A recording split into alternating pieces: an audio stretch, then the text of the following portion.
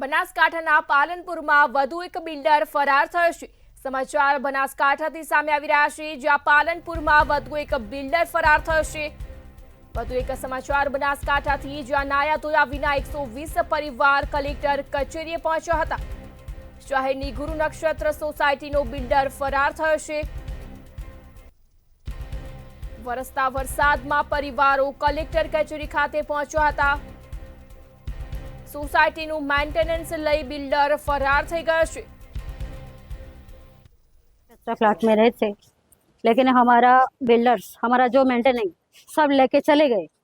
हमारा फैमिली वाले छोटे बच्चे से लेकर बड़े तक अभी तक कोई नहाया नहीं, खाना नहीं खाया, सब परेशान है। रात 9 बजे से अभी तक हम लोग पानी के बिना तड़प रही है। हमको पानी नहीं मिल रहा है, तो हमको पानी सब बंद कर दिया। और हमको पानी के बिना तो कोई नहीं रह सकते, पानी के बिना कोई रह सकते हैं?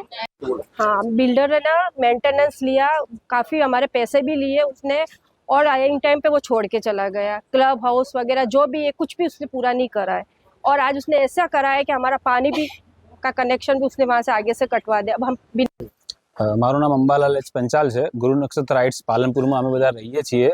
અમારા ત્યાં આગળ બિલ્ડરે સોસાયટી કોઈ બી જાતનું હેન્ડઓવર કર્યા વગર બિલ્ડર અમારું મેન્ટેનન્સ જીએસટી આ બધું લઈને જતા રહ્યા છે।